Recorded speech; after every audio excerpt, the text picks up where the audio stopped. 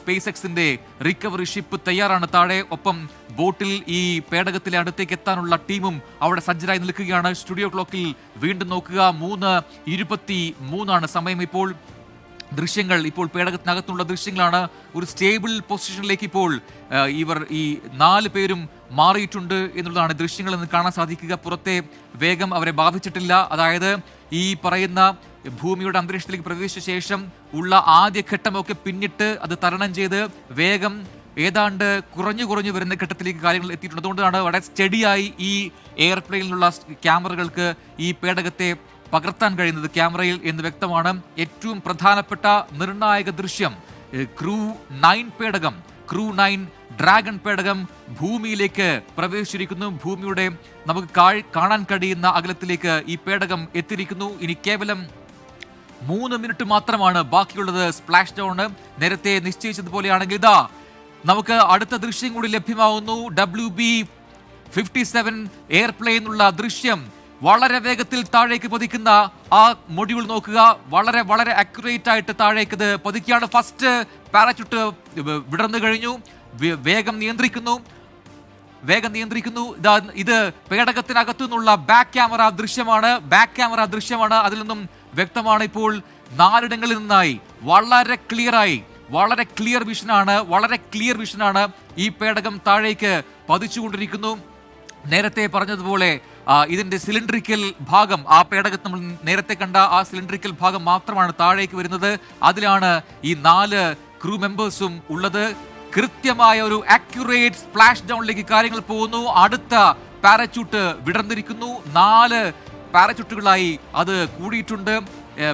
നമ്മുടെ പേടകത്തിൽ തന്നെയുള്ള ക്യാമറയിൽ നിന്നുള്ള ദൃശ്യങ്ങൾ നമ്മൾ കണ്ടു കഴിഞ്ഞു. ആ ടിക്കർ നമുക്ക് താഴ്ത്തി കഴിഞ്ഞാൽ കുറച്ചുകൂടി വ്യക്തമായി നമുക്ക് ആ ദൃശ്യം കാണാൻ കഴിയുമെന്ന് ഞാൻ പ്രതീക്ഷിക്കുകയാണ്. നമ്മുടെ പ്രേക്ഷകരിലേക്ക് ആ ദൃശ്യങ്ങൾ എത്തിക്കേണ്ടതുണ്ട്. ഇപ്പോൾ ദൃശ്യങ്ങളിൽ കാണുന്നത് പോലെ 4 പാരച്യൂട്ടുകൾ ഉപയോഗിച്ചുകൊണ്ട് വളരെ സ്റ്റഡിയായി ഏറ്റവും ചെറിയ വേഗത്തിലേക്ക് ഈ പേടകത്തെ എത്തിച്ചിരിക്കുന്നു. സക്സസ്ഫുൾ ലാൻഡിംഗ്, സക്സസ്ഫുൾ സ്പ്ലാഷ് ഡൗണിലേക്ക് കാര്യങ്ങൾ പോവുകയാണ്. ഫ്ലോറിഡയിലെ ഉൾക്കടലിൽ ആ പേടകം പതിക്കാൻ പോവുകയാണ്. നാസ തന്നെ വിക്ഷേപിച്ച 2 എയർപ്ലെയിൻസിലുള്ള പവർഫുൾ ക്യാമറകൾ പകർത്തുന്ന ഏറ്റവും സുന്ദരമായ കാഴ്ച ഇപ്പോൾ പ്രേക്ഷകർക്ക് കാണാൻ കഴിയുന്നു. ഇത്രയും സുന്ദരമായി ഡ്രാഗൺ പേടകം കഴിഞ്ഞ വർഷം ഇറങ്ങിയില്ല. കാരണം കഴിഞ്ഞ വർഷം രാത്രിയിലായിരുന്നു താഴേക്ക് ഇറക്കിയത്. ഇപ്പോൾ പകൽ സമയമാണ് അമേരിക്കയിൽ. അതുകൊണ്ട് തന്നെ വളരെ വ്യക്തമായി ഈ സ്പ്ലാഷ് ഡൗൺ എന്താണ് എന്ന് നമുക്ക് കാണാൻ കഴിയുന്നു. ഇതിപ്പോൾ ടച്ച് ഡൗൺ സംഭവിക്കാൻ പോവുകയാണ്. ഇത് കടലിലേക്ക് വീഴാൻ പോവുകയാണ്. വളരെ സുന്ദരമായ കാഴ്ച. 20,000 km/h നിന്നും അതിനെ ഈ വളരെ ചുരുക്കി കൊണ്ടുവന്ന് ഏറ്റവും ചെറിയ സ്പീഡിലേക്ക് ഇത് എത്തിയിരിക്കുന്നു. നിമിഷങ്ങൾക്കകം ഇപ്പോൾ 3:26 1 മിനിറ്റിനകം ഈ സ്പ്ലാഷ് ഡൗൺ സംഭവിക്കും. അതിനുള്ളിൽ സംഭവിക്കുമെന്നാണ് മനസ്സിലാക്കാൻ കഴിയുന്നത്. വളരെ സ്റ്റേബിൾ ആയിട്ടുള്ള, വളരെ സ്റ്റഡി ആയിട്ടുള്ള ഒരു പതനം എന്ന് പറയാം. ഒരു പ്രശ്നങ്ങൾക്കും ഇടയില്ലാതെ വീണ്ടും സ്പേസ് എക്സും നാസയും തെളിയിച്ചിരിക്കുന്നു.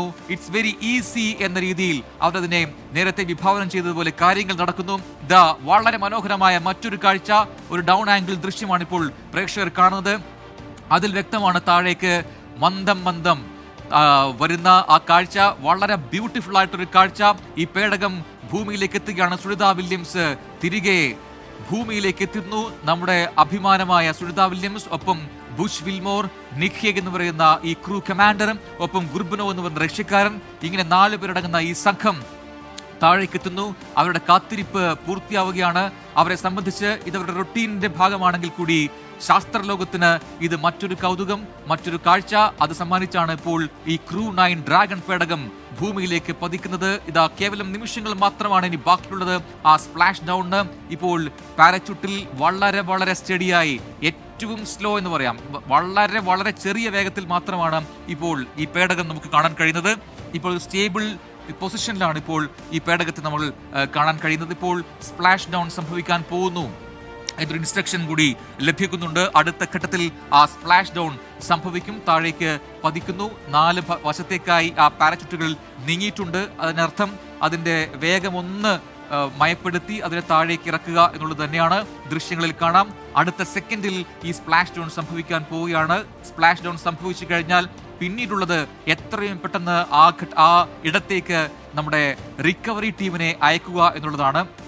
അത് കഴിഞ്ഞു കഴിഞ്ഞാൽ ഈ പേടകത്തെ ബന്ധിക്കേണ്ടതുണ്ട് ഒരു ബോട്ടിലേക്ക്. അതിനുശേഷം ബോട്ട് ഉപയോഗിച്ചുകൊണ്ട് ഈ പേടകത്തെ വലിച്ച് ഷിപ്പിലേക്ക് കൊണ്ടുപോവുകയും ഇതാണ് ദിസ് ഈസ് ദ മൊമെന്റ്. ആ സ്പ്ലാഷ് ഡൗൺ സംഭവിക്കുന്നു. സ്റ്റുഡിയോ ക്ലോക്കിൽ സമയം നോക്കുക, 3:28 എക്സാക്ട് ടൈം. 3:28 സ്പ്ലാഷ് ഡൗൺ സംഭവിച്ചിരിക്കുന്നു. ഭൂമിയെ തൊട്ടിരിക്കുന്നു. ഡ്രാഗൺ 9 അല്ലെങ്കിൽ ക്രൂ 9 ഡ്രാഗൺ എന്ന് പറയുന്ന പേടകം ഭൂമിയെ തൊട്ടിരിക്കുന്നു. കഴിഞ്ഞ വർഷം സെപ്റ്റംബറിൽ വിക്ഷേപിച്ച് ഇന്റർനാഷണൽ സ്പേസ് സ്റ്റേഷനിൽ ഡോക്ക് ചെയ്യപ്പെട്ട ക്രൂ 9 ഡ്രാഗൺ പേടകം തിരികെ ഭൂമിയിലേക്ക് എത്തിയിരിക്കുന്നു. ഇതിന് ചരിത്രപരമായ പ്രത്യേകതയുണ്ട്. 9 മാസമായി അവിടെ തങ്ങുകയായിരുന്നു 2 പേർ. ഒന്ന് ഇന്ത്യൻ വംശജ, നമ്മുടെ അഭിമാനം സുനിത വില്യംസ്. മറ്റൊന്ന് നാസയുടെ ആസ്ട്രോനോട്ട് ബുഷ് വിൽമോർ. ഇവർ 2 പേരും 9 മാസമായി ഭൂമിക്ക് വെളിയിൽ ബഹിരാകാശത്ത് തങ്ങുകയായിരുന്നു. അവരുൾപ്പെടെ 4 പേർ തിരികെ ഭൂമിയിലേക്ക് എത്തിയിരിക്കുന്നു. ആ സുന്ദരമായ കാഴ്ചയാണ് ഇപ്പോൾ നമ്മൾ കാണുന്നത്. ശാസ്ത്രത്തിന്റെ വളർച്ച, ശാസ്ത്രത്തിന്റെ പുരോഗതി, ഒപ്പം ശാസ്ത്രത്തിന്റെ വിസ്മയം അത് കൺമുന്നിൽ നമ്മൾ കാണുകയാണ്. ശാസ്ത്ര വിസ്മയം നമുക്ക് കൺമുന്നിൽ കാണാം. ഇതൊക്കെ കഥകൾ മാത്രമാണ് എന്ന് പറഞ്ഞു തള്ളുന്നവർക്ക് മുന്നിലേക്കാണ് ഈ ദൃശ്യങ്ങൾ നമ്മൾ വെക്കുന്നത്. തെളിവായി കഴിഞ്ഞ രാവിലെ 10:30 തുടങ്ങിയ ആ പ്രയാണം അത് പിന്നീട് വലിയ വലിയ ഘട്ടങ്ങളിലൂടെ കടന്നു വന്ന് ഇപ്പോൾ 17 മണിക്കൂർ നീണ്ട ആ യാത്ര, ആ സുന്ദര ചരിത്രയാത്ര പൂർത്തിയായി. ഇപ്പോൾ മറ്റൊരു വിജയം കൂടി നാസയ്ക്കും സ്പേസ് എക്സിനും സമ്മാനിച്ച് വളരെ സുന്ദരമായ അക്യുറേറ്റ് ആയിട്ടുള്ള സ്പ്ലാഷ് ഡൗൺ സംഭവിച്ചിരിക്കുന്നു. സ്റ്റുഡിയോ ക്ലോക്കിൽ ആ സ്പ്ലാഷ് ഡൗൺ സംഭവിച്ചപ്പോൾ ഉള്ള ടൈം 3:28. അത്രമേൽ അക്യുറേറ്റ് ആയ, ഒരു സെക്കൻഡ് അങ്ങോട്ടോ ഇങ്ങോട്ടോ മാറാത്ത രീതിയിലുള്ള ഒരു അക്യുറസിയാണ് ഈ സ്പ്ലാഷ് ഡൗൺ ഇത്തവണ ഉണ്ടായിട്ടുള്ളത്. ദൃശ്യങ്ങളിൽ കാണാം, നാസയുടെ ഔദ്യോഗികമായിട്ടുള്ള വെൽക്കമിംഗ് വരുന്നു. Welcome back to earth crew 9 എന്ന് പറയുന്ന ഒരു വെൽക്കം മെസ്സേജ് അവർക്കായി നാസ നൽകുകയാണ്. ഈ ക്രൂ 9 എന്നറിയപ്പെടുന്ന ടീമിൽ ഉൾപ്പെട്ടവരാണ് സുനിത വില്യംസും ബുഷ് വിൽമോറും. അവർ ഔപചാരികമായി ആ ടീമിന്റെ ഭാഗമായി മാറുകയായിരുന്നു. അപ്രതീക്ഷിതമായി സംഭവിച്ച ഒരു മിഷൻ, അതിന്റെ ഭാഗമായി ഒരു എക്സ്റ്റൻഡ് മിഷന്റെ ഭാഗമായി അവർ ക്രൂ മെമ്പേഴ്സായി മാറുകയായിരുന്നു ഈ 9th ക്രൂവിന്റെ. അങ്ങനെ അവർ 4 പേരും ഇപ്പോൾ തിരികെ ഭൂമിയിലേക്ക് എത്തിയിരിക്കുന്നു. ഏറ്റവും അടുത്തു നിന്നുള്ള കാഴ്ചയാണ് ഇപ്പോൾ പ്രേക്ഷകർ കാണുന്നത്. ഇതിനായി ക്യാമറകൾ പലയിടങ്ങളിലായി ഘടിപ്പിച്ചിരുന്നു. അതിനായി നാസ തന്നെ വിക്ഷേപിച്ച 2 എയർപ്ലെയിൻസ്. ഇത്തരം ഘട്ടങ്ങളിൽ, ഇത്തരം ദൗത്യങ്ങളിൽ നാസ അത്തരം ഫ്ലൈറ്റുകൾ ഉപയോഗിച്ചാണ് വീഡിയോകൾ പകർത്തുന്നത്. അതിനായുള്ള നേരത്തെയുള്ള സജ്ജീകരണങ്ങൾ അത് കൃത്യമായി വർക്ക് ചെയ്തു. അങ്ങനെ ഈ അന്തരീക്ഷത്തിൽ പ്രവേശിച്ചത് തൊട്ടുള്ള ഓരോ ഇടവും ഓരോ കൃത്യമായി ഒപ്പിയെടുത്താണ് ആ ദൃശ്യങ്ങൾ പ്രേക്ഷകരിലേക്ക് എത്തിച്ചത്. ഇപ്പോൾ ഈ പേടകത്തിൽ വന്ന മാറ്റങ്ങൾ നോക്കുക. നമ്മൾ ഇങ്ങനെയല്ല രാവിലെ ഈ പേടകത്തെ കണ്ടത്. പൂർണ്ണമായും ഒരു തൂവെള്ളയായിരുന്നു അതിന്റെ കളറെങ്കിൽ ഇപ്പോൾ അതിന്റെ നിറം ഈ രീതിയിലാവാനുള്ള കാരണം നമുക്കറിയാം. അത്രമേൽ താപം, അത്രമേൽ ഹീറ്റ് ഘർഷണത്തിന്റെ ഭാഗമായി അന്തരീക്ഷത്തിൽ പ്രവേശിച്ചു കഴിഞ്ഞ ശേഷം ഈ പേടകത്തിൽ അനുഭവിച്ചു.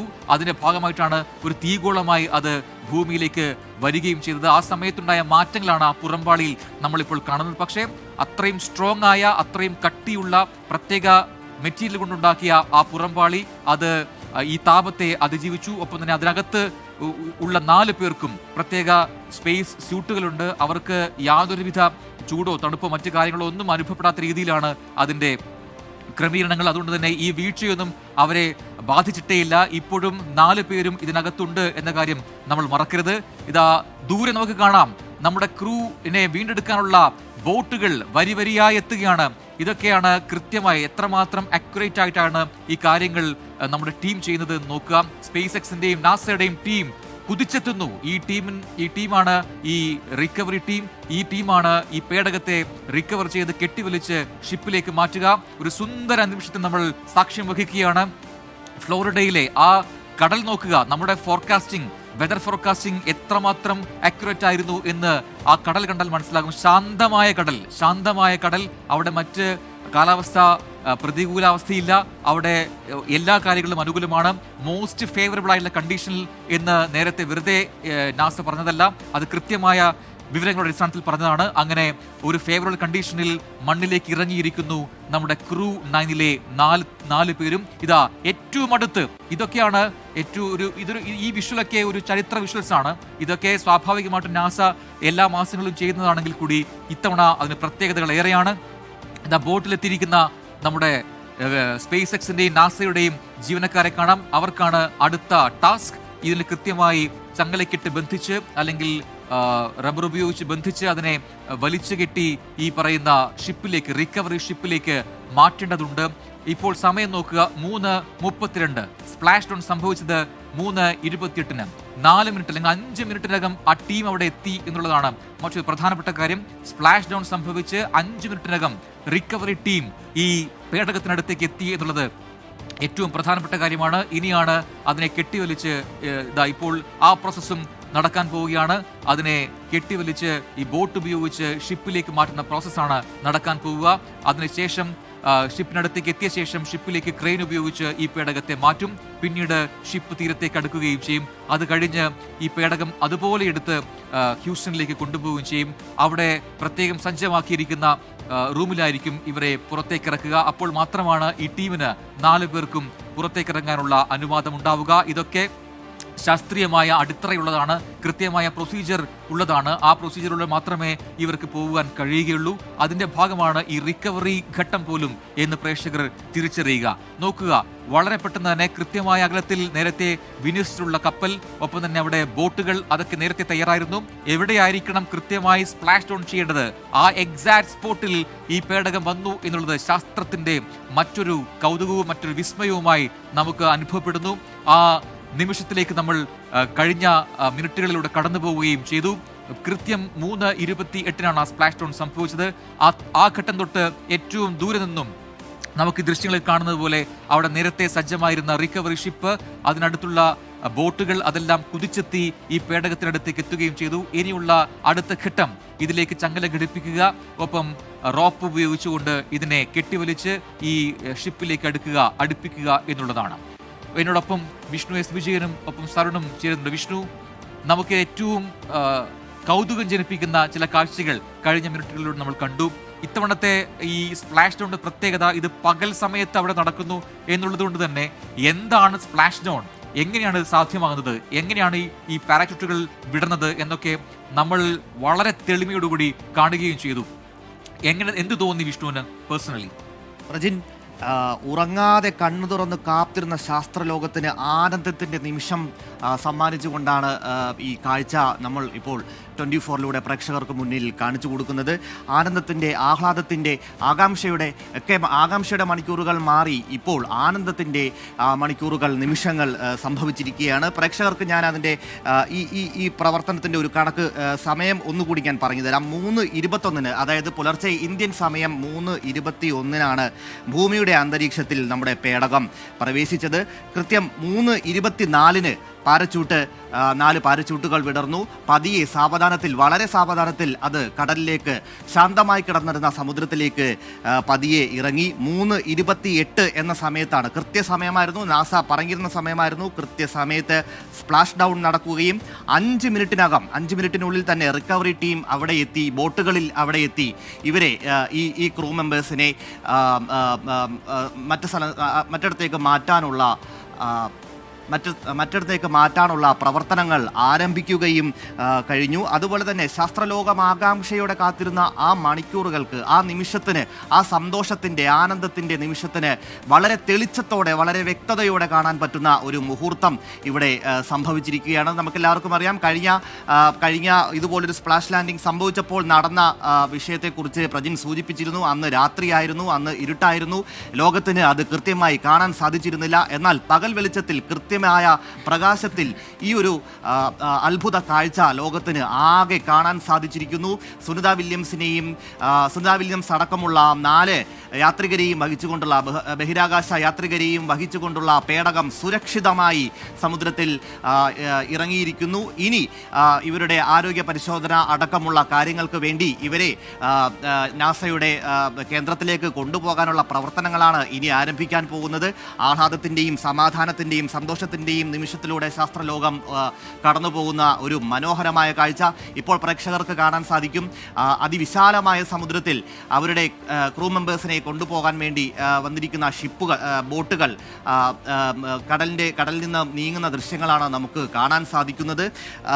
3:21 ഭൂമിയുടെ അന്തരീക്ഷത്തിൽ പേടകം പ്രവേശിച്ചത്.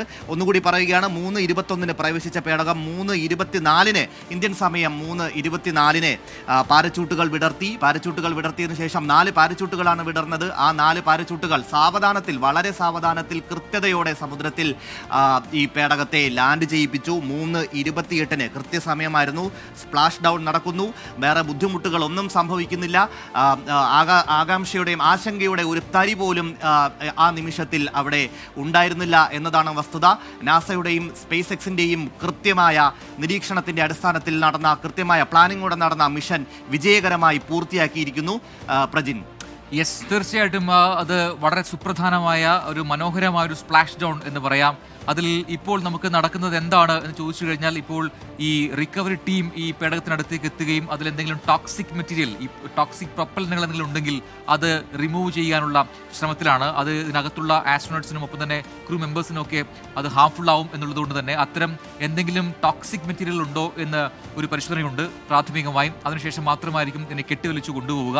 അതോടൊപ്പം തന്നെ നമുക്ക് ശ്രദ്ധിച്ചു നോക്കിക്കഴിഞ്ഞാൽ മനസ്സിലാകും, അതിൽ ഈ റിക്കവറി ടീമിൽ ഒരു ബ്ലാക്ക് സ്യൂട്ട് അണിഞ്ഞ, അല്ലെങ്കിൽ ബ്ലാക്ക് സ്യൂട്ടും ഒപ്പം തന്നെ ഒരു ഗ്രീൻ കളറുള്ള, പച്ച കളറിലുള്ള ഹെൽമെറ്റും അണിഞ്ഞ ടീം ഇത് തന്നെയാണ് ബ്ലാക്ക് സ്യൂട്ടും ഒപ്പം തന്നെ പച്ച ഹെൽമെറ്റ്, ഇതാണ് അവരുടെ വേഷം. അവരാണ് ഇതിനെ കെട്ടിവലിക്കുക, അവരാണ് ഈ പേടകത്തിലേക്ക് കയറുക. അതിനു മുമ്പ് അതിലെന്തെങ്കിലും ടോക്സിക് മെറ്റീരിയൽ ഉണ്ടോ എന്നുള്ള ഒരു പരിശോധന പൂർത്തിയായിട്ടുണ്ട്. അത് കഴിഞ്ഞ് ഈ റിക്കവറി ടീമിലെ ബ്ലാക്ക് സ്യൂട്ടും ഗ്രീൻ ഹെൽമറ്റുമുള്ള ആൾക്കാർ, അവർക്കാണ് അതിനുള്ള ഡ്യൂട്ടി. അവരാണ് ഈ പേടകത്തിന് മുകളിലേക്ക് വലിഞ്ഞു കയറുക. അതിനുശേഷം പേടകത്തിലേക്ക് ഈ റോപ്പ് ഉപയോഗിച്ച് ബന്ധിക്കും. ബോട്ട് ഉപയോഗിച്ച് അതിനെ കെട്ടിവലിച്ച് ഈ കപ്പലിനടുത്തേക്ക് എത്തിക്കുകയും ചെയ്യും. സരുൺ ഇപ്പോൾ കൂടുതൽ വിവരങ്ങളുമായും ചെയ്യുന്നു. സരുൺ, ഒരു വളരെ ബ്യൂട്ടിഫുൾ ആയിട്ടുള്ള സ്പ്ലാഷ് ഡൗൺ നമ്മൾ കണ്ടു. ഒപ്പം തന്നെ ആദ്യ പ്രതികരണങ്ങൾ ഈ ആസ്ട്രോനട്സിന്റെ ഭാഗത്തുനിന്നും ഈ കൺട്രോൾ റൂമിലേക്ക് ഉണ്ടായിട്ടുണ്ട് എന്നുകൂടി അറിയുന്നു. വിവരങ്ങൾ. പ്രജിൻ, ഈ സ്പ്ലാഷ് ഡൗണിന് തൊട്ട് മുമ്പുള്ള നിമിഷങ്ങൾ നെഞ്ചിടിപ്പോടെയാണ് നമ്മൾ ഈ നിമിഷങ്ങൾക്ക് കാത്തിരുന്നത്. അത്തരം 3:28 ഈ സ്പ്ലാഷ് ഡൗൺ സംഭവിക്കുന്നവരെ, ആ മനോഹര കാഴ്ച കാണുന്നവരെ നമ്മുടെ എല്ലാം നെഞ്ചിടിപ്പ് ഏറുകയായിരുന്നു. ഒടുവിൽ 3:28 അത് സംഭവിച്ചു. ഉടൻ തന്നെ ഈ സ്പ്ലാഷ് ഡൗൺ നടന്ന ശേഷം, ദൗത്യം വിജയത്തിന് ശേഷം, അതിനുള്ളിൽ ഈ ക്രൂ മെമ്പേഴ്സ് അവർ പരസ്പരം സന്തോഷം, ചിരി പങ്കുവെച്ചു എന്നുള്ള വിവരം പുറത്തു വരുന്നുണ്ട്. ഈ ശാസ്ത്രം നമുക്ക് അതിസങ്കീർണമായ പ്രക്രിയയായി ഇത് തോന്നുമെങ്കിലും ശാസ്ത്രത്തിന് വളരെ ലളിതമാണ് കാര്യങ്ങൾ. നമ്മളത് കണ്ടു. ഈ 4 പാരച്യൂട്ടുകൾ അത് വിടരുന്നു.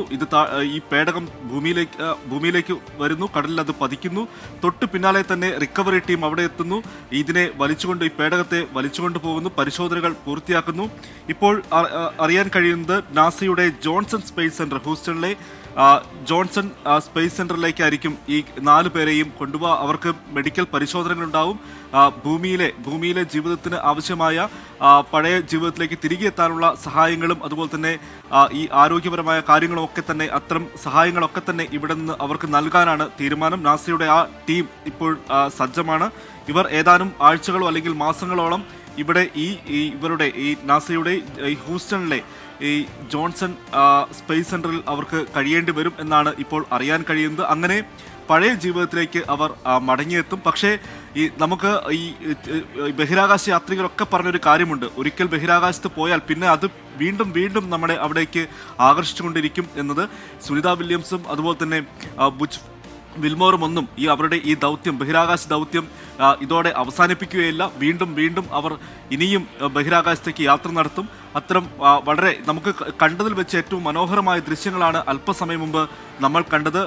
നമ്മൾ ലോകം മുഴുവൻ കാത്തിരുന്ന ആ സുന്ദര നിമിഷം, അത് യഥാർത്ഥത്തിൽ അങ്ങ് സുന്ദര നിമിഷം തന്നെയായിരുന്നു.